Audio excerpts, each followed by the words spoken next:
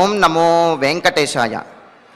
గీతార్థామృతవారిధిం రఘుపతిం శీతాంశుబింబాననం సూతాంగీరసనారदैरभिनुतं వాతాత్మజాభీష్టదం ఆతామ్రాధరశోభితం సురనుతం పీతాంబరాలంకృతం సీతారామమహం భజామి శరణం కారుణ్యదగ్ధార్ణవం. సూతుడు, అంగిరసుడు, నారదుడు ఇత్యాది మహర్షుల చేత ఎల్లప్పుడూ స్తుతింపబడువాడు. వాతాత్మజుడైనటువంటి హనుమంతుని చేత సదా సేవింపబడువాడు.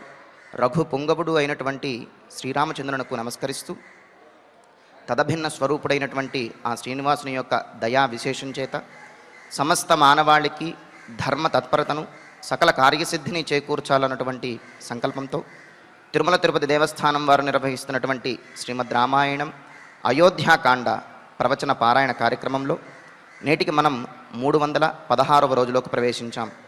ఈ కార్యక్రమంలో ముందుగా అన్నమాచారుల వారి సంకీర్తన అయినటువంటి దీనరక్షకుడు అఖిల వినుతుడు దేవదేవుడు రాముడు అనేటటువంటి సంకీర్తనను శ్రీమాన్ కర్రా ఉదయ్ భాస్కర్ గారు, అన్నమాచార్య ప్రాజెక్టు కళాకారులు వారి బృందం యొక్క సహకారంతో ఆలపిస్తారు. శ్రవణం చేద్దాం. ఓం నమో వెంకటేశాయ.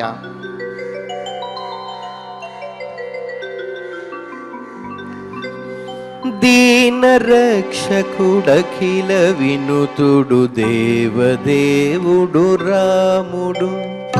దీనరక్షకుడఖిల వినుతుడు దేవదేవుడు రాముడు. జానకీపతి కొలువుడి, జానకీపతి కొలువుడి ఘన సమర విజయుడు రాముడు. దీనరక్షకుడఖిల వినుతుడు దేవదేవుడు రాముడు. దేవదేవుడు రాముడు.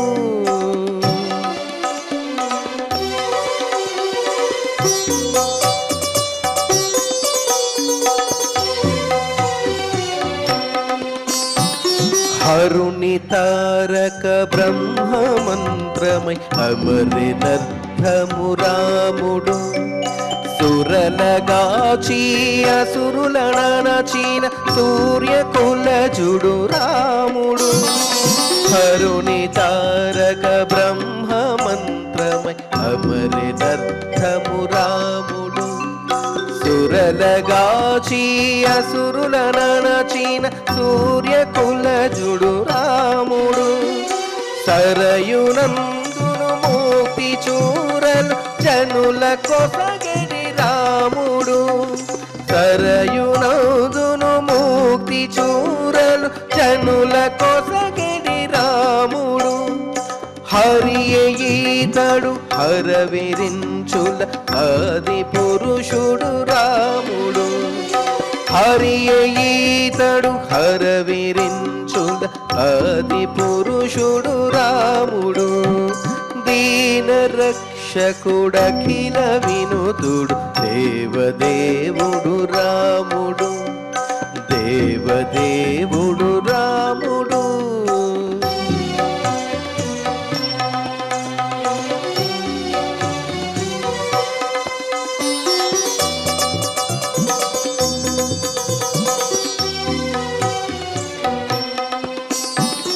మునుల ఋషులకు అభయముసగిన మూలమూరితి రాముడు.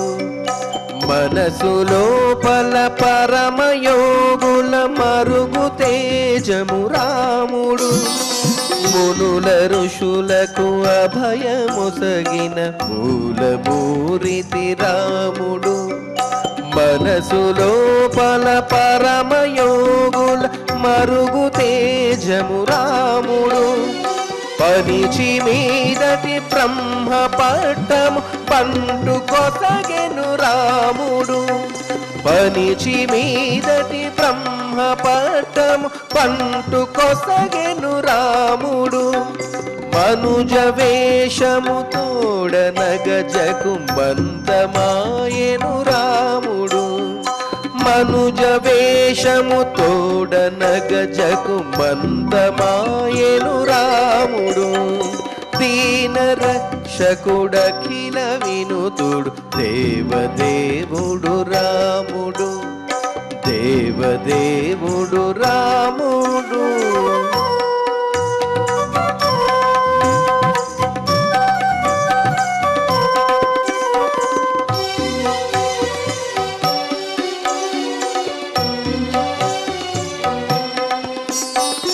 బలిమి మించిన దైవికముతు భక్త సులభుడు రాముడు, నిలిచి తన సరిలేని వేలుపు నిగమవంద్యుడు రాముడు. బలిమి మించిన దైవికముతు భక్త సులభుడు రాముడు, నిలిచి తన సరిలేని వేలుపు నిగమవంద్యుడు రాముడు. మెలుపు శ్రీ వెంకటగిరీంద్రము మీది దేవుడు రాముడు, మెలుపు శ్రీ వెంకటగిరీంద్రము మీది దేవుడు రాముడు. వెలసె వావిలి పాటిలో పలి వీర విజయుడు రాముడు, వెలసె వావిలి పాటిలో పలి వీర విజయుడు రాముడు. దీన రక్షకుడఖిల వినుతుడు దేవదేవుడు రాముడు, జానకీపతి కొలువుడి ఘన సమర విజయుడు రాముడు.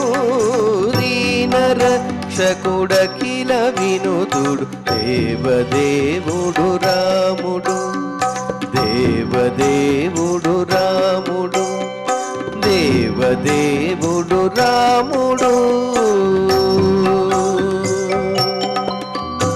శ్రీరామ జయ రామ జయ జయ రామ, శ్రీరామ జయ రామ జయ జయ రామ, శ్రీరామ జయ రామ జయ జయ రామ, శ్రీరామ జయ రామ జయ జయ రామ, శ్రీరామ జయ రామ, శ్రీరామ జయ రామ, శ్రీరామ జయ రామ.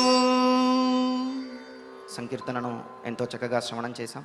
ఇక ఇప్పుడు శ్రీ గురు ధ్యానపూర్వకంగా సంకల్ప వాక్యాలను అందరము కలిసి పలుకుతూ ఈ కార్యక్రమాన్ని ప్రారంభం చేసుకుందాం.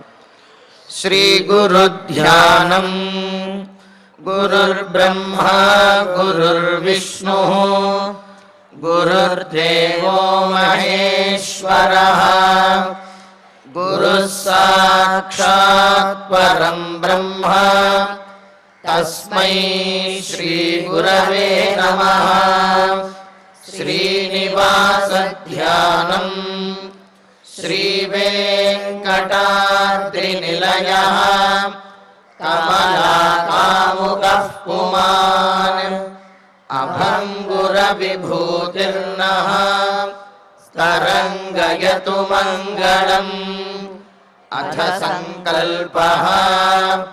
శ్రీమదాదివరాహ క్షేత్రే విరాజమానస్య శ్రీ పద్మావతీ జానేః అఖిలాండకోటి బ్రహ్మాండ నాయకస్య శ్రీరామచంద్ర రూపాంతరస్య భగవతః శ్రీ వెంకటేశ్వర స్వామినః సన్నిధౌ హనుమత్ సీతా లక్ష్మణ భరత శత్రుఘ్న పరివార సమేత శ్రీరామచంద్ర పరబ్రహ్మణః పరిపూర్ణానుగ్రహేణ అస్మిన్ భువనే సమస్తాదివ్యాధీనాం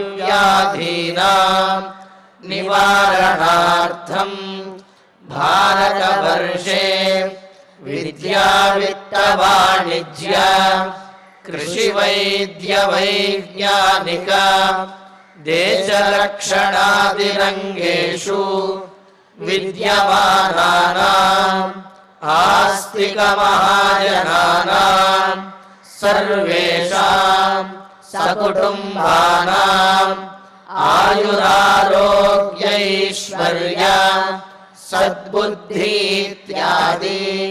सर्वशुभफलप्राप्त्यर्थं धर्माचरणद्वारा श्रीरामराज्यस्य पुनर्व्यवस्थापनार्थम् उद्योगार्थिनां समुचितोद्योगप्राप्त्यर्थं दम्पतीनाम् अनुकूलदाम्पत्यसिद्ध्यर्थं सन्तानस्य पितृवाक्यपरिपालनानुकूल बुद्धिप्रचोदनार्थं सकलकार्यसिद्ध्यर्थं गोसंरक्षणार्थं च श्रीमद्वाल्मीकिरामायणे अयोध्याकाण्डे यथाशक्ति श्लोकव्याख्यानपुरःसरं 36 सर्गश्लोकपारायणं तथा श्रीधन्वन्तरिमन्त्रपारायणं च अन्योन्यसाहाय्येन आचार्यमुखेन करिष्यामहे। श्रीवाल्मीकिप्रार्थना। कूजन्तं राम रामेति मधुरं मधुराक्षरम् आरुह्य कविताशाखां वन्दे वाल्मीकिकोकिलम्। श्री आञ्जनेयप्रार्थना। मनोजवं मारुततुल्यवेगं जितेन्द्रियं बुद्धिमतां वरिष्ठं वातात्मजं वानरयूथमुख्यं श्रीरामदूतं शिरसा नमामि। श्रीरामायण प्रार्थना। वाल्मीकिगिरिसम्भूता रामसागरगामिनी पुनातिभुवनं पुण्या रामायण महानदी। श्रीराम प्रार्थना। अयोध्याक्षेतु गर्वर्थे त्यक्त्वा राज्यं गिरौ वसन् पादुके भरतायादात् स रामः शरणं मम। श्रीरामचन्द्र परब्रह्मणे नमः। अथ श्रीमद् रामायणे आदिकाव्ये अयोध्याकाण्डे 36 सर्गः। श्रीमन्नारायण चरणौ शरणं प्रपद्ये। श्रीमते नारायणाय नमः। श्रीरामाय नमः। अथवा देवि दोषं त्वं कच्चित् संसति कश्चित् पश्यति राघवे कञ्चित् पश्यति राघवे तमद्य ब्रूहि तत्त्वेन ततो रामो विवस्यताम्। అక్కడ కైకేయీదేవి యొక్క ఆ దశరథ మహారాజు యొక్క అంతఃపురంలో దశరథుని యొక్క భార్యలు సుమంత్రుల వారు దశరథుడు వీళ్ళందరూ రామచంద్రమూర్తి సీతా లక్ష్మణులు వీళ్ళందరూ కూడా ఉన్నారు. ఉంటే మరి ఆ సందర్భంలో సుమంత్రుడు మాట్లాడినటువంటి సందర్భంలో దశరథ మహారాజు కైకేయిలో ఎటువంటి మార్పు రాదు, చెప్పి ప్రయోజనం ఏమున్నది అని రాముడికి వనవాసంలోనే సకల సౌకర్యములు ఏర్పాటు చేయటం కోసం సన్నాహాలు చేయమని సుమంత్రుల వారితో చెబితే కైకేయీదేవి ఒక మాట అంటుంది. మీ వంశంలోనే పూర్వీకులు అసమంజసుణ్ణి ఏ విధంగా అయితే రాజ్యంలోంచి బయటకు పంపించేశారో అదేవిధంగా రామచంద్రుణ్ణి కూడా పంపించమని. వెంటనే ఈ మాట విన్నటువంటి అక్కడ ఉన్న వారందరికీ కూడా చాలా కోపం వచ్చింది. కోపం వచ్చి అందులో మంత్రి గారు ఆయన అంటున్నారు, అమ్మా, నువ్వు అసమంజసుడితోటి ఈ విధంగా పోల్చడం ఏమైనా న్యాయమా? అసమంజసుడు ఎన్నో పాపములు చేసి చిన్నపిల్లలను హింసించి ఆయన ఇలాగా రాజ్యము నుండి వెళ్ళగొట్టబడ్డాడు. ప్రజలందరూ కూడా అసమంజసుడిని బయటికి పంపించేయమని అడిగారు. కానీ రామచంద్రమూర్తి దగ్గర అటువంటి దోషములేవీ లేవు కదా. పోనీ మాకు కాదు, నీకేమైనా కనిపిస్తే చెప్పు అని చెప్పి అన్నాడు. రామచంద్రునిలో వెతికినా దోషం అనేది కనిపించదు. అంటే వాత్సల్యంతో కూడినటువంటి తన వారికి దోషం కనిపించకపోవటం అనేది సహజమే అయినప్పటికీ శత్రువుకి కూడా రాముడిలో దోషం అనేది కనిపించదు అని చెప్పి అంటారు. అందుకనే ఏమంటున్నాడు ఇక్కడ సిద్ధార్థుడు, అమ్మా నీవు రాముడిలో ఏదైనా ఒక్క దోషం ఉంటే నువ్వు చెప్పు, ఆ దోషాన్ని బట్టి రాముడిని వనవాసానికి పంపించేద్దాం. ఏ దోషము లేకుండా మాత్రం వనవాసానికి పంపించడం అన్యాయం అని అంటూ, అదుష్టస్య హి సంత్యాగః సత్పథే నిరతస్య చ నిర్దహేదపి శక్రస్య ద్యుతిం ధర్మ నిరోధనాత్. ఎందుకంటే దోషము లేనటువంటి వాడిని, అలాగే సత్పథే నిరతస్య ధర్మ మార్గంలో సత్య మార్గంలో ఉన్నటువంటి వాడిని, సంత్యాగ అటువంటి వాడిని వెళ్ళగొట్టడము, అటువంటి వాడిని విడిచిపెట్టడము, ఇంకా ఏమిటి ధర్మ నిరోధనాత్. ఈ పని ధర్మాన్ని అడ్డగించడమే, ధర్మాన్ని పీడించడమే అవుతుంది. తప్పు లేనటువంటి వాడిని, ధర్మ మార్గంలో ఉన్నటువంటి వాడిని కనుక పీడించినట్లయితే, అటువంటి వాడికి శిక్షలను విధించినట్లయితే అది ధర్మాన్ని శిక్షించినట్లే, ధర్మాన్ని నిరోధించినట్లే అవుతుంది. అటువంటిది ఆ పాపము శక్రస్యాపి ద్యుతిం నిర్దహేత్, ఇంద్రుని యొక్క తేజస్సునైనా సరే తగ్గించి వేస్తుంది.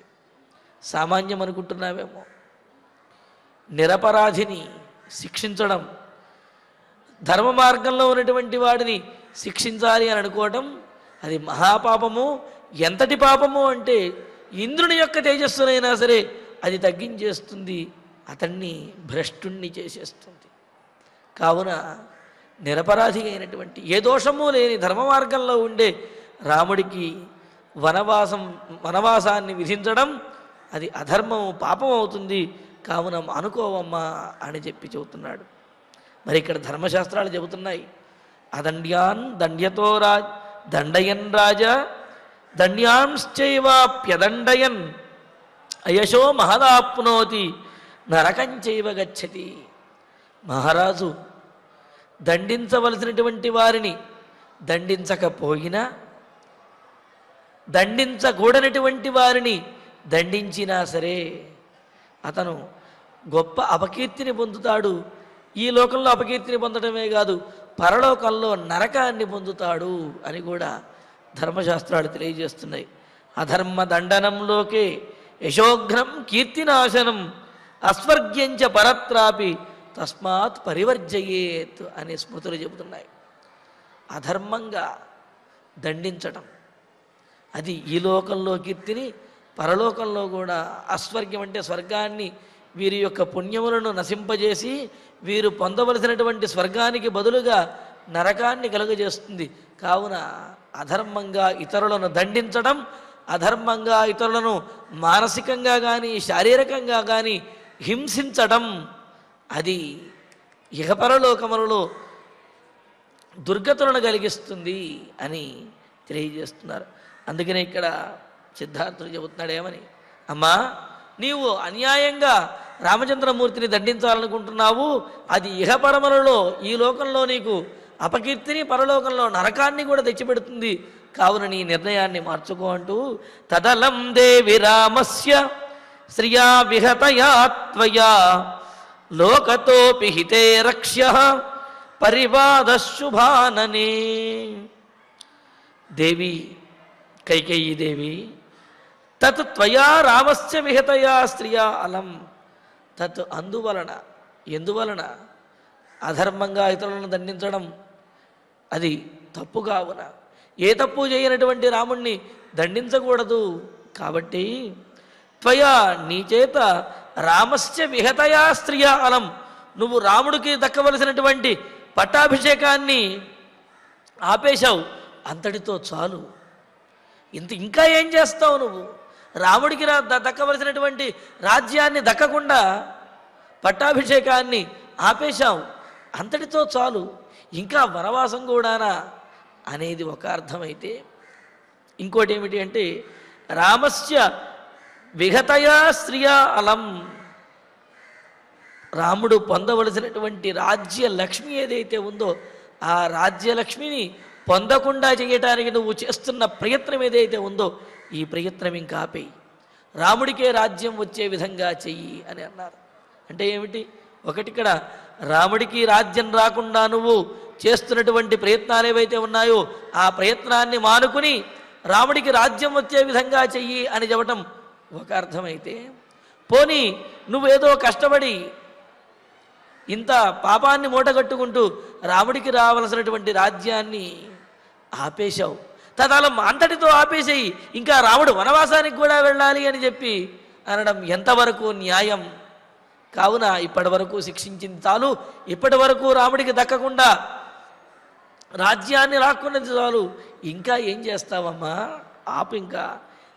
ఇలా కనుక నువ్వు చేసినట్లయితే తే లోకతః అపి పరివాదః, నీకు ఈ లోకమంతా కూడా అపకీర్తే వ్యాపిస్తుంది, లోకమంతా కూడా నిన్ను నిందిస్తారు, దుమ్మెత్తి పోస్తారు. కావున నువ్వు నీ నిర్ణయాన్ని మార్చుకో.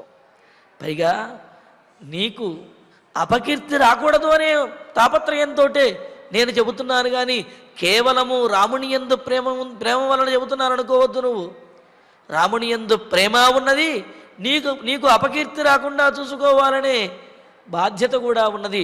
అందుకనే నేను ఈ రెండు కారణములను దృష్టిలో పెట్టుకుని నీకు చెబుతున్నాను, ఇప్పటి వరకు నువ్వు చేసినటువంటి అధర్మం అనేది చాలు, అధర్మ ప్రయత్నం అనేది మానుకో, ఈ లోకమంతా నిన్ను నిందిస్తుంది, నిన్ను కూడా రక్షించుకోవాలి కదా, నీకు కలిగేటటువంటి అపకీర్తిని కూడా తొలగించవలసినటువంటి బాధ్యత మా మీద ఉన్నది, కావున నీకు ఈ విధంగా మేము చెబుతున్నాము అని అన్నాడు.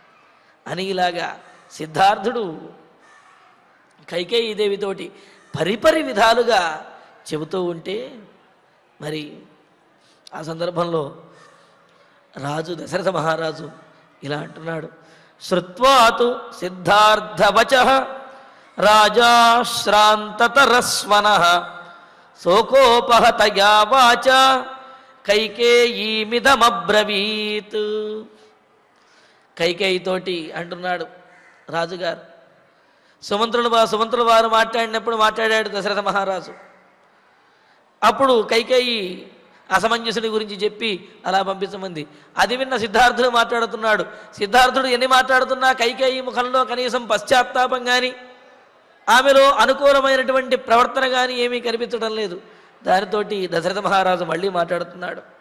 సిద్ధార్థ వచశ్రుత్వా, సిద్ధార్థుడు చెప్పినటువంటి కైకేయితో చెప్పినటువంటి మాటలను విని రాజా దశరథ మహారాజు శ్రాంత తరస్వనః, మిక్కిలి శ్రాంతముతోటి శ్రమతోటి శిథిలమైపోయినటువంటి దేహముతోటి శోకముతోటి తగ్గిపోయినటువంటి క్షీణించినటువంటి అలసిపోయినటువంటి ఆ మాట వాక్కుతోటి, ఇంకా అలాగా శోకోపహతయా వాచ, శోకము చేత దుఃఖము చేత గద్గదమైపోయిన బయటకు రానటువంటి వాక్కుతోటి. అంటే ఏమిటి? వస్తున్నది కానీ నోటితో మాట్లాడుతున్నాడు కానీ గొంతుకి ఆ శోకం అడ్డుపడుతూ ఉన్నది. మాట్లాడటానికి ప్రయత్నిస్తున్నాడు కానీ శరీరం అంతా కూడా బాధతోటి శిథిలమైపోవటం వల్ల మాట గట్టిగా రావటం లేదు. ఎంతో ప్రయత్నం చేసుకుని ఎంతో ప్రయత్నపూర్వకంగా గట్టిగా మాట్లాడితే కొద్దిగా మాట్లాడగలుగుతున్నాడు అనమాట. అలాగా శోకోపహతయా వాచ, శోకము చేత పీడించబడినటువంటి గద్గదమైనటువంటి స్వరంతో వాక్కుతోటి కైకేయీం ఇదమబ్రవీత్, కైకేయితోటి ఈ విధంగా దశరథ మహారాజు అంటున్నాడు. ఏమని? ఏతద్వచో నేచ్ఛసి పాపవృత్తే హితం న జానాసి మహాత్మనో వా మమాత్మనో వా ఆస్థాయ మార్గం కృపణంకు చేష్ట చేష్టాహితే సాధుపదాదపేత అంటున్నాడు.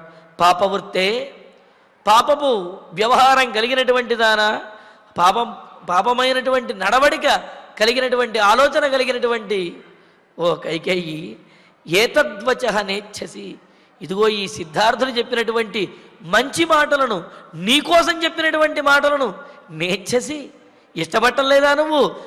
అవునులే, నువ్వెందుకు ఇష్టపడతావు? పాపపు ఆలోచన కలిగినటువంటి నీకు ఈ పుణ్యాత్ముడైనటువంటి సిద్ధార్థుడు చెప్పేటువంటి చక్కటి మాటలు, ధర్మపరమైనటువంటి మాటలు ఎలా తలకెక్కుతాయి?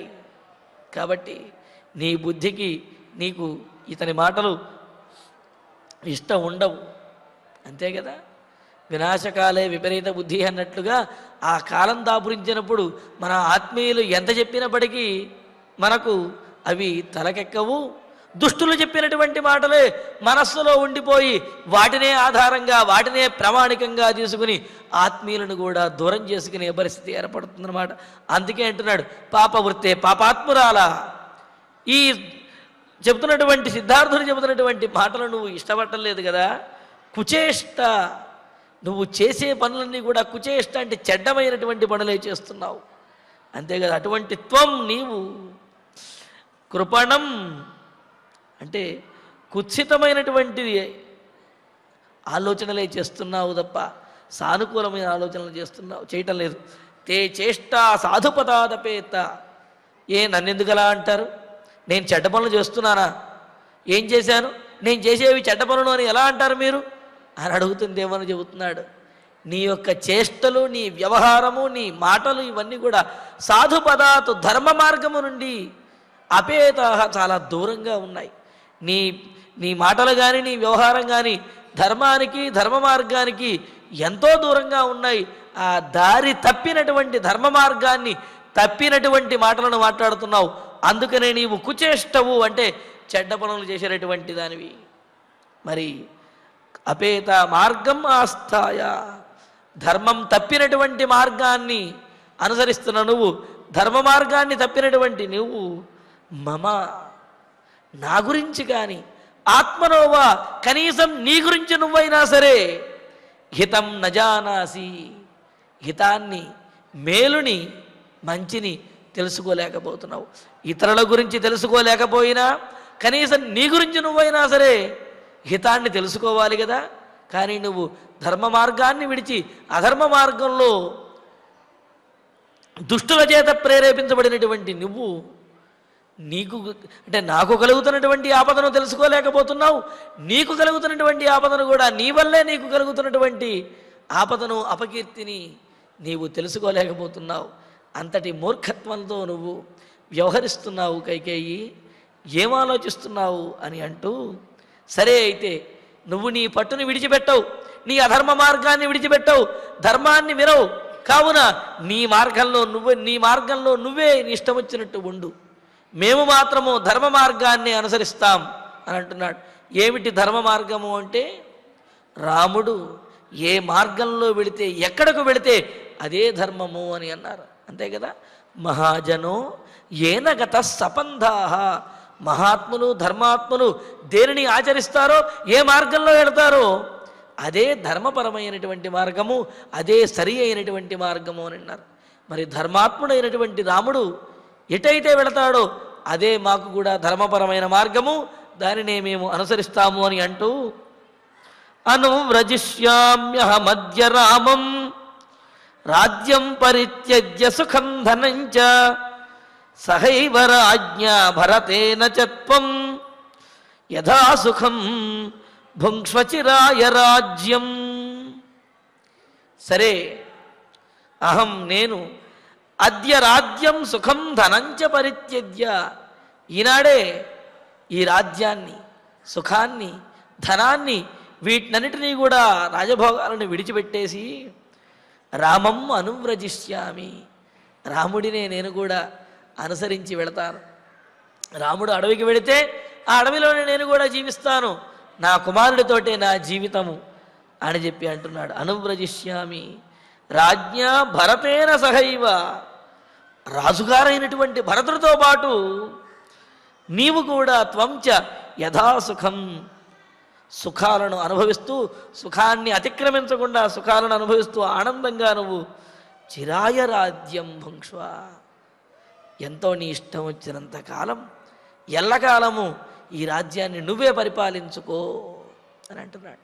చూడండి, దశరథ మహారాజు రాజ్యాన్ని, రాజభోగాలని అన్నింటినీ విడిచిపెట్టేసి రాముడితోటే నేను వెళతాను, రాముడు ఉన్నతోటే నేను ఆనందంగా ఉండగలుగుతాను అని అంటూ కైకేయితో చెబుతున్నాడు. నీవు నీ కుమారుడితోటి, మహారాజు అయినటువంటి నీ కుమారుడితోటి నీ ఇష్టం వచ్చినట్టుగా ఎంతకాలం కావాలంటే అంతకాలం ఈ రాజ్యాన్ని పరిపాలించుకోవమ్మా, నాకు మాత్రం ఈ రాజ్యము కానీ రాజభోగాలు కానీ ఏమీ అవసరం లేదు, నేను రాముడితోటే వెళ్ళిపోతాను అంటున్నాడు. అనువ్రజిష్యామ్యహమద్య రామం రాజ్యం పరిత్యజ్య సుఖం ధనంచ సహైవ రాజ్ఞ భరతేన చత్వం యథా సుఖం భుంక్ష్వచిరాయ రాజ్యం. దీనితోటి 36వ సర్గ పూర్తయినది. అధ 37 సర్గ. మహామాత్రవచ శ్రుత్వా రామో దశరథం తదా అభ్యభాషత వాక్యంతు వినయజ్ఞో వినీతవతు.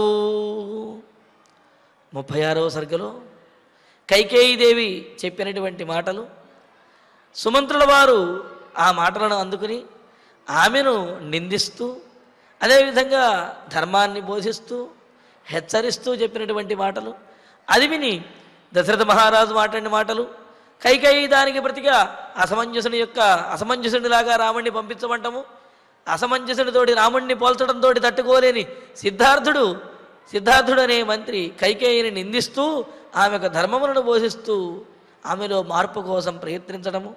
అయినా ఆమెలో మార్పు రాకపోతే దశరథుడు తాను కూడా రాముడితో పాటే వనవాసానికి బయలుదేరతాను అని అనడం.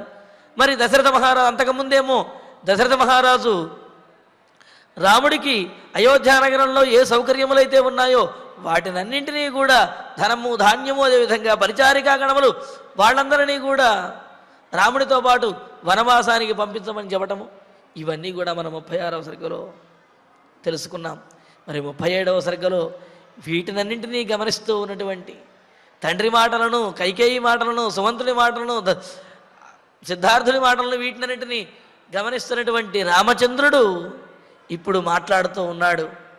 చాలా సారవంతంగా మాట్లాడుతున్నాడు.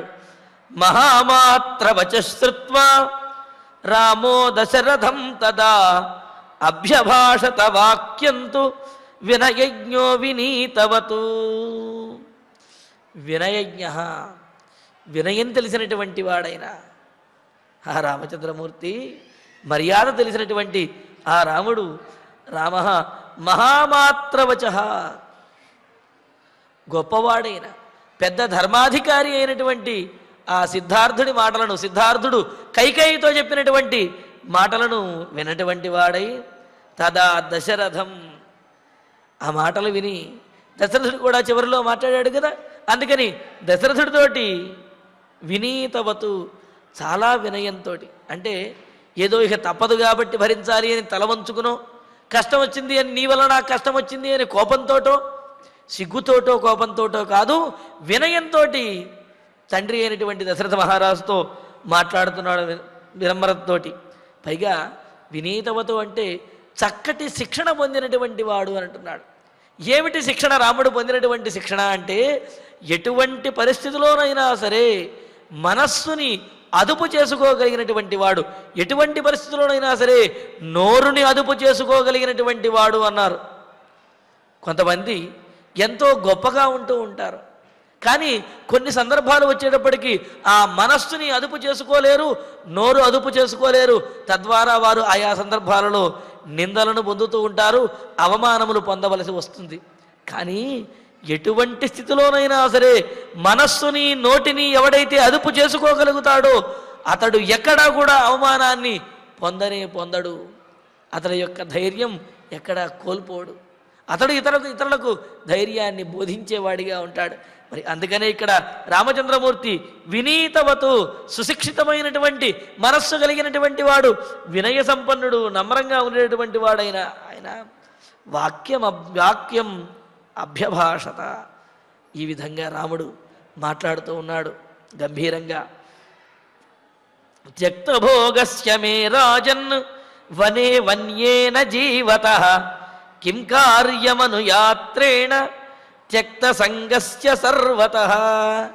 మహారాజా, మీరు ఇందాకటి నుంచి నాకేదో భోగభాగ్యాలు అందించాలి, నాకు రక్షణ కల్పించాలి, నాకు సుఖములను ఇవ్వాలి, ఆనందమును ఇవ్వాలి, ఈ అయోధ్యానగరంలో ఉన్నటువంటి పరిచారిక గణము, చతురంగ బలములు, ధనములు, ధాన్యములు, సంపదలు వీటన్నిటిని నాతో పంపించాలి అని చెప్పి మీరు అనుకుంటున్నారు. కానీ అన్నింటినీ విడిచిపెట్టి దీక్ష చేయడానికి వెళుతున్నటువంటి నాకు ఇవన్నీ ఎందుకమ్మా, ఎందుకు తండ్రి అని అంటున్నాడు. అంతే కదండి, మనం ఎక్కడికైనా మన పిల్లలను చదువుకోవడానికి పంపిస్తున్నాము అంటే వారికి మన ఇంట్లో టీవీ ఉంది కాబట్టి అక్కడికి టీవీని, పరుపులు ఉన్నాయి కాబట్టి పరుపులని, పని మనిషి ఉంది కాబట్టి పని మనిషిని, బైక్ ఉంది కాబట్టి బైకు, వీటన్నిటినీ ఇచ్చి పంపించామంటే అక్కడి వాడి దీక్ష ఏం కొనసాగాను, చదువు ఎక్కడ ముందుకు సాగుతుంది. కావున ఏ దీక్ష కోసమైతే వెళుతున్నారో తదనుగుణంగా ఉండాలి తప్ప ఇక్కడ ఉన్నటువంటి సౌకర్యములన్నీ కూడా అక్కడ కూడా ఉండాలి అనుకుంటే అది అవివేకం అవుతుంది. అందుకనే రాముడు అంటున్నాడు ఏమని, మహారాజా, దశరథ మహారాజా తండ్రి, త్యక్త భోగస్య, ఈ భోగములన్నీ విడిచి కదా వనవాసానికి వెళ్ళవలసింది. వనవాసం చేస్తున్నాము అంటే భోగాలన్నీ విడిచిపెట్టి వెళ్ళాలి. కానీ సకలమైనటువంటి భోగాలతో వనంలో ఉంటే అది వనవాసం ఎట్లా అవుతుంది? అంతే కదా. కాబట్టి త్యక్త భోగస్య, భోగములన్నీ కూడా విడిచిపెట్టి వనే వన్యేన జీవతః, వనంలో అంటే వన్యేన, వనంలో దొరికేటటువంటి ఆహారములను తీసుకుని జీవించడానికి నిర్ణయించుకున్నటువంటి నాకు అనుయాత్రేణ కిం కార్యం. అనుయాత్రేణ అంటే ఏమిటి? ఇలాగా నన్ను అనుసరించి ఈ సైన్యములు వీళ్ళందరూ కూడా వస్తే, ఈ పరిచారికాగణములు వీళ్ళందరూ వస్తే వాళ్ళ వల్ల నాకు ప్రయోజనం ఏముంది? వాళ్లతో అవసరమైన చోట వాళ్ళు ఉండాలి తప్ప వాళ్లతో అవసరం లేనటువంటి చోట, వాళ్ళు ఉండకూడనటువంటి చోట వాళ్ళని తీసుకువెడితే దానివల్ల నాకు ప్రయోజనం ఏమున్నది? నేను ఈ భోగభాగ్యములు విడిచి దీక్ష కోసం వనవాసానికి వెళుతుంటే అక్కడికి వీళ్ళందరినీ తీసుకువెళ్ళి నేనేం చేసుకోను? నాకు వీళ్ళ వల్ల ప్రయోజనం ఏమున్నది? పైగా తండ్రి, మీరు రాజ్యాన్ని భరతునికి ఇచ్చి ఈ రాజ్యంలో ఉన్నటువంటి సంపదలను వీటిని వాటిని బిగించి పట్టుకుని నాకు ఇవ్వాలనుకుంటున్నారు. మీ వ్యవహారం ఎలాగున్నదో తెలుసా? రాముడు ఎంత చక్కగా, ఎంత యుక్తియుక్తంగా, అంటే ఏమిటి, తనకు వ్యతిరేకమైనటువంటి వ్యవహారం అయినప్పటికీ కూడా ఆ వ్యవహారాన్ని కూడా చాలా యుక్తియుక్తంగా మాట్లాడుతున్నాడు. చూడండి, యోహి దత్వా ద్విపశ్రేష్టం కక్ష్యాయాం కురుతే మనః రజ్జుస్నేహేన కిం తస్య త్యజతః కుంజరోత్తమం. ఒకానొకడు ఏనుగుని ఇంకొకరికి ఇచ్చాడు. ఏనుగుని ఇచ్చిన తర్వాత ఆ ఏనుగు నడువు కట్టినటువంటి తాడేదైతే ఉన్నదో ఆ తాడుని పరిగెత్తుకుంటూ వెళ్ళి, అబ్బాయి నీకు ఏనుగుని మాత్రమే ఇచ్చాను, ఈ ఏనుగు కట్టినటువంటి తాడుని మాత్రం నేను ఇవ్వటం లేదు, ఆ తాడు నాకు ఇచ్చేయని ఆ తాడుని వెనక్కి తెచ్చేసుకుంటే ఎంత హాస్యాస్పదంగా ఉంటుందో. అంటే ఏమిటి, పెద్దదైనటువంటి, ముఖ్యదైనటువంటి, శ్రేష్టమైనటువంటి ఏనుగుని ఇచ్చేసి ఆ ఏనుగు కట్టినటువంటి నడువు కట్టిన తాడుని మాత్రము లోభంతో కోరుకుంటే, దాన్ని మాత్రము మడిచి సంకలో పెట్టుకుంటే ఎంత అపహాస్యంగా ఉంటుందో. అదేవిధంగా శ్రేష్టమైనటువంటి ఇంత రాజ్యాన్ని భరతుడికి ఇచ్చేసి ఆ రాజ్యంలో ఉన్నటువంటి కొన్ని సంపదలను మాత్రము నేను ఇవ్వను, ఇది నా రాముడికే ఇచ్చేస్తాను అని చెప్పి ఇలాగా ఆ సంపదలను బిగించటం, సంపదలను ఇవ్వకపోవటం అంత హాస్యాస్పదంగా ఉన్నది తండ్రి అని అంటున్నాడు. అంటే ఏమిటి, ఏనుగు లేనటువంటి వాడు తాడుతో ఏం చేసుకుంటాడు? ఏనుగుని కట్టడానికే కదా ఆ తాడు. మరి ఏనుగుని ఇచ్చేసిన తర్వాత ఆ తాడు పట్టుకుని మాత్రం ఏం చేసుకుంటాడు? అలాగే రాజ్యంలో అనుభవించడానికే కదా ఈ భోగభాగ్యాలు, పరిచారిక గణములు, అదేవిధంగా ఈ చతురంగ బలములు. రాజ్యం ఉన్నవాడికి కదా వీటి యొక్క అవసరము. అసలు రాజ్యమే లేనటువంటి వాడికి ఈ చతురంగ బలములు, పరిచారిక గణములు ఇవన్నీ ఎందుకు? ఇక్కడ దశరథుడు ఏమనుకుంటున్నాడు? రాజ్యాన్ని మాత్రము భరతుడికి ఇచ్చేసి రాజ్యంలో ఉన్న చతురంగ బలములు రాముడితో పంపించాలనుకుంటున్నాడు. ఇది ఎంత హాస్యాస్పదం తండ్రి! రాజ్యం లేనటువంటి నాకు సైన్యంతో ప్రయోజనం ఏమున్నది? రాజ్యాన్ని రక్షించుకోవడానికి కదా సైన్యం యొక్క అవసరము. మరి అటువంటి రాజ్యమే లేనప్పుడు సైన్యంతో నేనేం చేస్తాను? అంతే కదా. ఏనుగుని కట్టేటటువంటి తాడు ఏనుగు లేని వాడికి ఏం చేసుకుంటాడు ఆ తాడుతోటి? కావున ఏనుగుతో పాటు ఆ తాడిని కూడా పంపిస్తే ఆ ఏనుగుని తీసుకున్న వాడికైనా దాని యొక్క ప్రయోజనం అనేది ఉంటుంది. వీడి పెట్టి కూర్చుంటే ప్రయోజనం ఏమి ఉండదు. అదే మాట చెబుతున్నాడు. ఎవడైతే ద్విపశ్రేష్టం, శ్రేష్టమైనటువంటి గొప్పదైనటువంటి ఏనుగుని దత్వా ఇచ్చేసి, కక్ష్యాయాం కురుతే మనః కురుతే, ఆ ఏనుగు నడువు కట్టినటువంటి తాడు విషయంలో మాత్రం అబ్బా నేను విడిచిపెట్టనాదంటే నాకు చాలా మనస్సు, కావున ఆ తాడును మాత్రం నేను ఇవ్వను అని దాన్ని లాక్కుంటే ఎలా ఉంటుందో, అలాగా ఆసక్తిని ఆ విధంగా చేసినట్టు ఇది ఎలా ఉంటుందో అదేవిధంగా త్యజత తస్య రజ్జు స్నేహేన కిం అంటున్నాడు. ఏనుగుని విడిచిపెట్టేటటువంటి వాడికి రజ్జువుతోటి పనేమున్నది? రాజ్యాన్ని విడిచిపెట్టేసిన తర్వాత ఆ రాచరిక లక్షణములతోటి సైన్యముతోటి నాకు పనేమున్నది? కావున రాజ్యంతో పాటుగా సకల సంపదలను సర్వ సైన్యములను కూడా తమ్ముడైనటువంటి భరతుడికి ఇవ్వటమే న్యాయము. కానీ రాజ్యం భరతుడికి ఇచ్చేసి రాజ్యంలో ఉన్న సైన్యాన్ని నాకు ఇస్తే నిష్ప్రయోజనమవుతుంది అని చెప్పి అంటున్నాడు ఇక్కడ. కావున ఇక్కడ భరతునికి రాజ్యంతో పాటుగా భరతునికి సకల సైన్యములను భోగభాగ్యములను ఇవ్వటమే న్యాయము. నేను దీక్షగా నేను వనవాసానికి వెళ్ళాలి, కావున నేను మాత్రము ఇలా వేటిని గ్రహించకుండా వెళ్ళడమే న్యాయము. కావున అదే చేయండి తండ్రి అని అంటున్నాడు. అంటూ తథా మమ సతాం శ్రేష్ఠ కింధ్వజిన్యా జగత్పతే సర్వాణ్యేవానుజానామి చీరాణ్యేవానయంతు మే. సతాం శ్రేష్ఠ, తండ్రి నా కోసం ఇంత తాపత్రయపడుతున్నావేంటయ్యా? నేను మళ్ళీ వచ్చేస్తాను.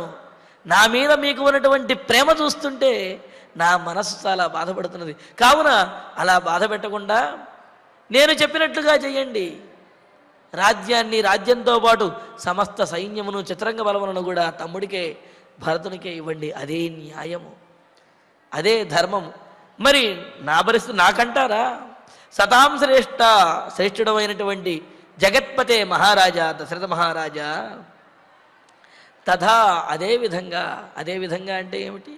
రాజ్యము లేనటువంటి నాకు మీరు ఇంకేమీ కూడా ఇవ్వవలసినటువంటి అవసరము లేదు.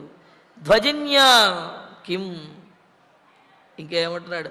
ధ్వజిన్యా అంటే ధ్వజి అంటే సేన అని అర్థం.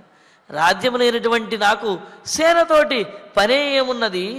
సర్వాణ్యేవ అనుజానామి, మీరు నాకు ఏవైతే ఇవ్వదలుచుకున్నారో వాటినన్నిటినీ కూడా అనుజానామి, నేను అంగీకరిస్తున్నాను. దేనికి అంగీకరిస్తున్నాను? భరతుడికి ఇవ్వటానికి స్వయంగా నేనే అంగీకరిస్తున్నాను.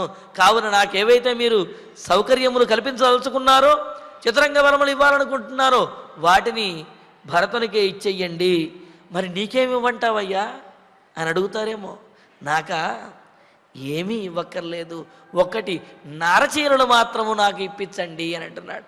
అంటే ఎక్కడ ఎవరికి ఏ సందర్భంలో ఏది అవసరమవుతుందో అది ఇవ్వటం అనేది సముచితము అని ఇక్కడ రామచంద్రుని యొక్క ఉద్దేశ్యం. తమ్ముడు భరతుడు రాజవుతున్నాడు కావున భరతునికి చతురంగ బలములు, ఈ భోగభాగ్యములు ఇవన్నీ కూడా అవసరము. రాజ్యంలో ఉన్న వారిని పోషించడం కోసం ధనము ధాన్యము ఇవన్నీ కూడా అవసరం. కావున వాటిని తమ్ముడికి ఇవ్వండి. నేను వనవాసానికి వెళుతున్నాను కావున వనవాస దీక్షలో నేను ధరించవలసినవి నారచీరలు ధరించాలి. కావున నాకు అవసరమైనటువంటి నారచీరలను నాకు తెప్పించండి. ఈ పరిచారికా గణములు వెళ్ళి పరిచారికా గణములతో నాకు సేవ చేయించాలనుకున్నారు కదా, ఇప్పుడే చెబుతున్నాను వినండి.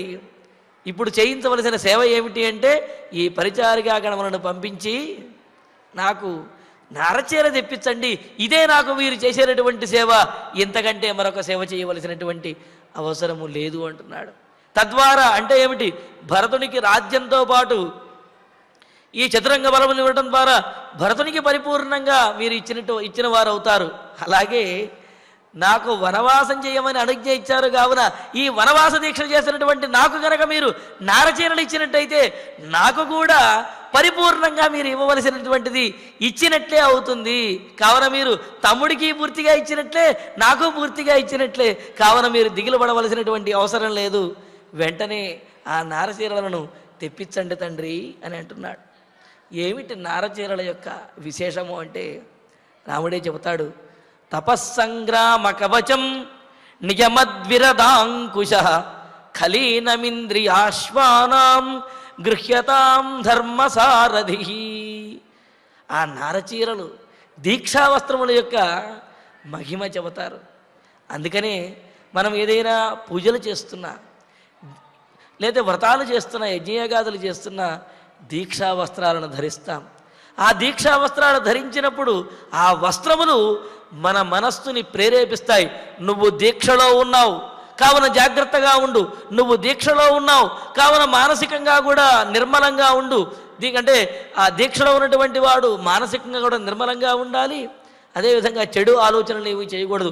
నువ్వు దీక్షలో ఉన్నావు, అబద్ధం ఆడవద్దు, నువ్వు దీక్షలో ఉన్నావు, ధర్మంగా ఉండు అని చెప్పి ఆ కట్టుకున్నటువంటి దీక్షా వస్త్రములు ప్రతిసారి గుర్తు చేస్తూ ఇతన్ని ధర్మ మార్గంలో ఉంచుతాయి అన్నమాట. అందుకనే తపస్సంగ్రామ కవచం. తపస్సు అనేది ఒక సంగ్రామం లాంటిది. అదేమిటండి తపస్సు ప్రశాంతంగా చేసుకునేది, సంగ్రామం యుద్ధం అనేది గందరగోళంగా చేసేది అంటే యుద్ధంలోనైనా తపస్సులోనైనా సరే విఘ్నములు, అదేవిధంగా మనల్ని ఓడించడానికి చూసేటటువంటి శక్తులు ఇతరులు ఎంతోమంది ప్రయత్నిస్తూ ఉంటారు. అందుకనే తపస్సుని సంగ్రామంతో పోల్చారన్నమాట. కావున తపస్సంగ్రామ కవచం, తపస్సు అనే సంగ్రామంలో సురక్షితంగా ఉండడానికి ధరించేటటువంటి కవచం వంటిది దీక్షావస్త్రము అన్నారు, నారచీరలు అని చెప్పారు. ఏ విధంగా అయితే కవచాన్ని ధరించినటువంటి వాడు యుద్ధంలో ఇతరులు ప్రయోగించేటటువంటి బాణములకు ఆయుధముల నుండి కాపాడబడతాడో, అదేవిధంగా వ్రతోపవాస నియమదీక్షల్లో ఉన్నటువంటి వారు ఈ దీక్షావస్త్రములను నారచీరలు ధరించినట్లయితే కనుక ఇతరుల నుండి పీడ అనేది తగ్గుతుంది. ఎందుకు అంటే ఇతరులు కూడా ఇతడు దీక్షలో ఉన్నాడు కావున ఇతన్ని నిందించకూడదు, ఇతడు దీక్షలో ఉన్నాడు కావున ఇబ్బంది పెట్టకూడదు అని చెప్పి వారు కూడా ఒకంత వెనకాడి ఇతన్ని హింసించకుండా ఉంటారన్నమాట.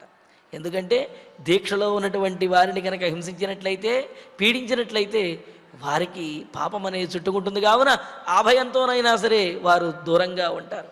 నియమద్విరదాంకుశ, నియమము అనే ఏనుగుని అదుపు చేసేటటువంటి అంకుశము వంటిది ఈ నారవస్త్రము అని అన్నారు. నియమం అనేది ఏనుగు లాంటిది. ఒక పట్టాన అవలంబించడానికి కుదరదు. ఎన్నో విఘ్నములు కలుగుతూ ఉంటాయి. ఎంతోమంది పాటించేవలేవో ఆ నియమం అని చెప్పి దాన్ని పక్కన పెట్టేస్తూ ఉంటారు. కానీ ఈ నియమాన్ని నువ్వు పాటించి తీరవలసినదే అని ఏనుగుని అంకుశముతో పొడిచి దారిలో పెట్టినట్లుగా ఈ దీక్షా వస్త్రములు నారచీరలు ఆ ధరించినటువంటి యజమానిని నియమాన్ని పాటించే విధంగా చేస్తాయన్నమాట. ఆ విధంగా ఇంకా ఖలీనమింద్రియాశ్వానాం, ఇంద్రియములు అనే గుర్రములను ఒడిచి పట్టుకునే కళ్ళెము వంటిది ఈ దీక్షావస్త్రం. అందుకే కదా ఈ దీక్షావస్త్రంలో ఉన్నటువంటి వారు ఏదైనా తినాలనిపించిందనుకోండి, ఏదైనా కావచ్చు, తినాలనిపించిందనుకోండి, వద్దులే ఈ మడిగట్టుకుని ఉన్నాం కదా, లేకపోతే దీక్షావస్త్రం కట్టుకున్నాం కదా, ఇప్పుడు తినకూడదులే అంటారు. అంటే ఏమిటి? తినాలి అని మనస్సు చెబుతున్నా ఇంద్రియములు వాటి మీద లాగుతున్నప్పటికీ కూడా ఈ దీక్షావస్త్రాలు ధరించి ఉన్నారు కావున తినకూడదు అనే ఆ జ్ఞానము మనస్సు అదుపు చేస్తూ ఉంటుంది.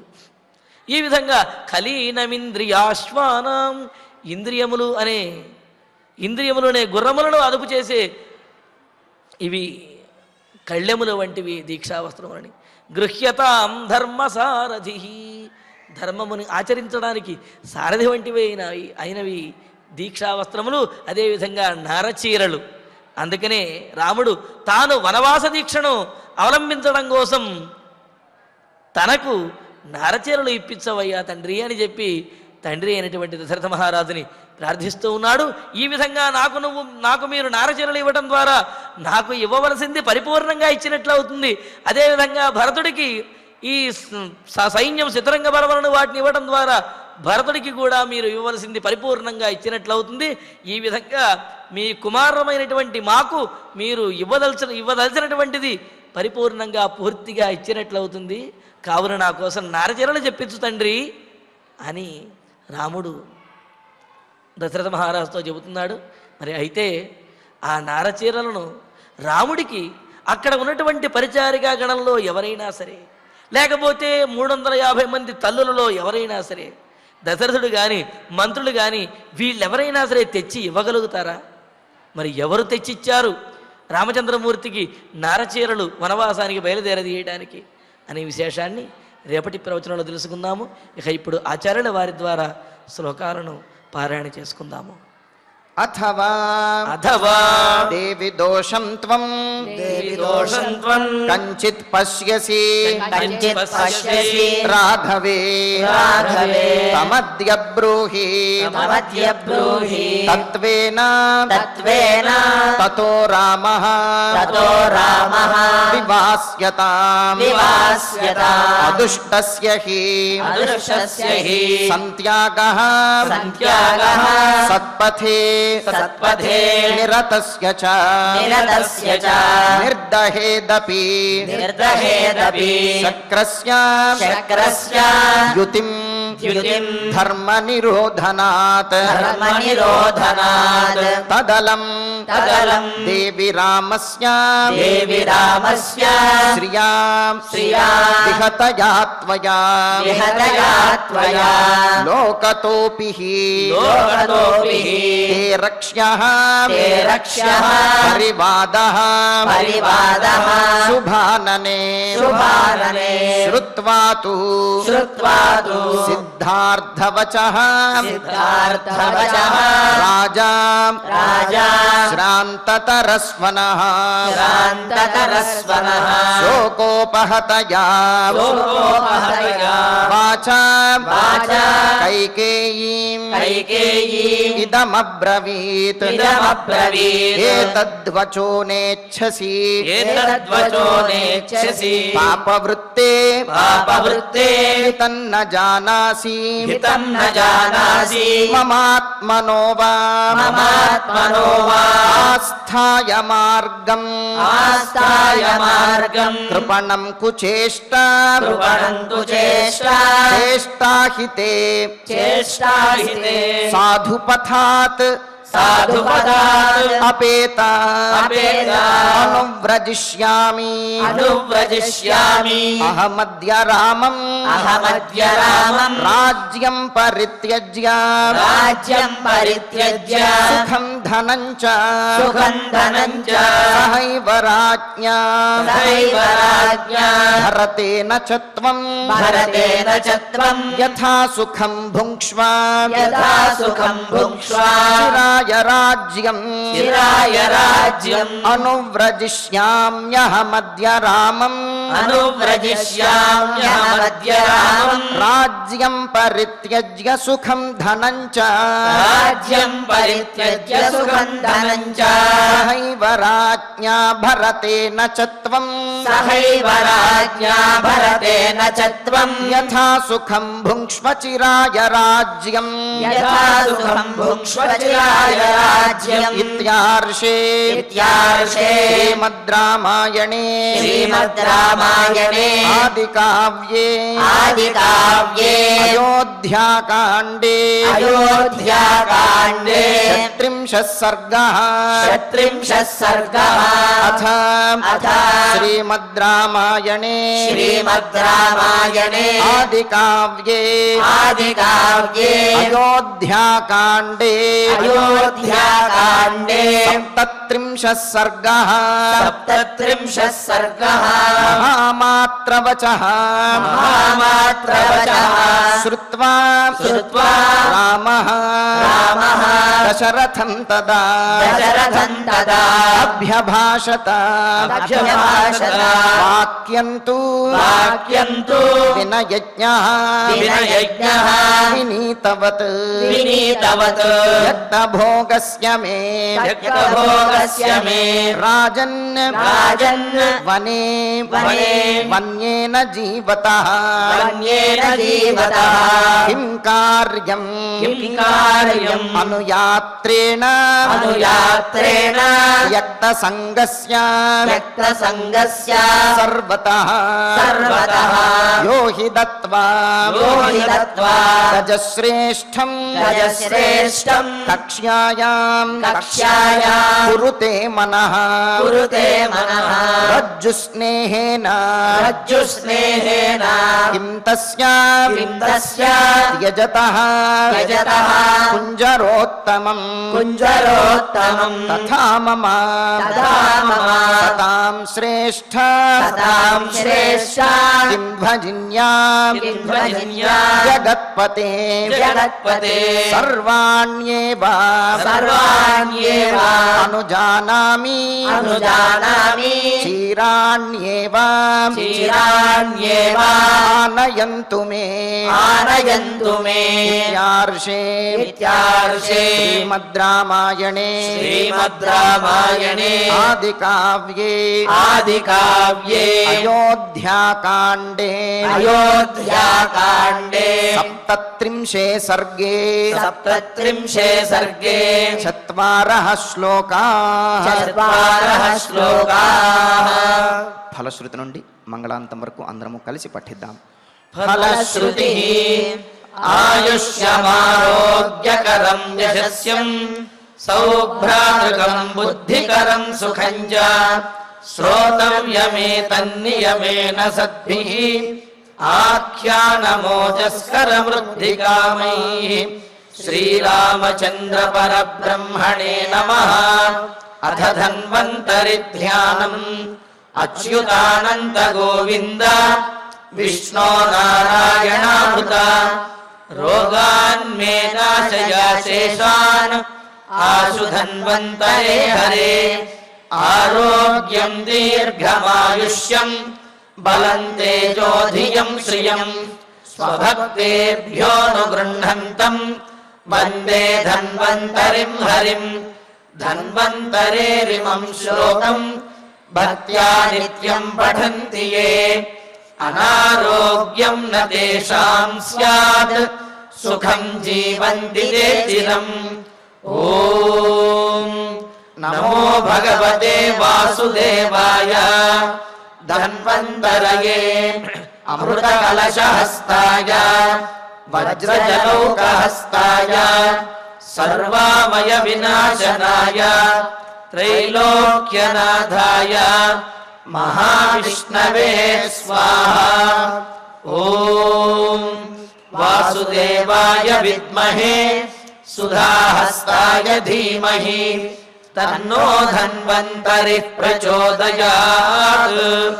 అధ నవగ్రహ ప్రార్థనా ఆరోగ్యం పద్మబంధుర్వితరతు నితరాం సంపదం శీతరశ్మిః భూలాభం భూమిపుత్రః సకలగుణయుతాం వాగ్విభూతిం చ సౌమ్యః సౌభాగ్యం దేవమంత్రీ రిపుభయశమనం భార్గవః శౌర్యమార్గిః దీర్ఘాయుః సైన్నికేయః విపులతరయశః కేతుః ఆచంద్రతారం అరిష్టాని ప్రణశ్యంతు దురితాని భయాని చ శాంతిరస్తు శుభం మేస్తు గ్రహాః కుర్వంతు మంగళం. అథ క్షమా ప్రార్థనా యదక్షరపదభ్రష్టం మాత్రాహీనం చ యద్భవేత్ తత్సర్వం క్షమ్యతాం దేవా నారాయణ నమోస్తుతే. అథ భగవత్సమర్పణం కాయేన వాచా మనసేంద్రియైర్వా బుద్ధ్యాత్మనా వా ప్రకృతే స్వభావాత్ కరోమి యద్యత్ సకలం పరస్మై నారాయణాయేతి సమర్పయామి. అథ మంగళం శ్రియః కాంతాయ కళ్యాణ నిధయే నిధయేర్థినాం శ్రీవేంకటనివాసాయ శ్రీనివాసాయ మంగళం.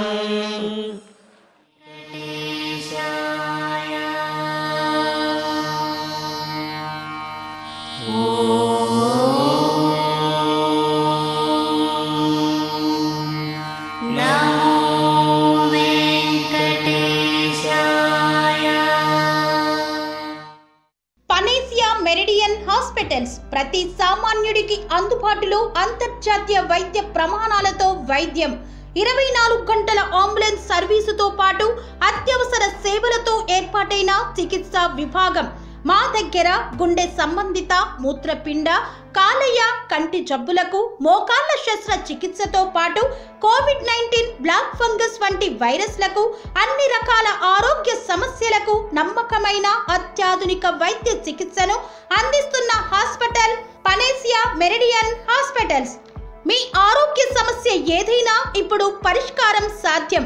సంపూర్ణ ఆరోగ్యం కోసం సంప్రదించండి Panacea Meridian hospitals, opposite Bheeramguda Kaman, RC Puram, Sangareddy district, pin code 502032. సంప్రదించాల్సిన ఫోన్ నెంబర్ 0845524177 మరియు 7893757770.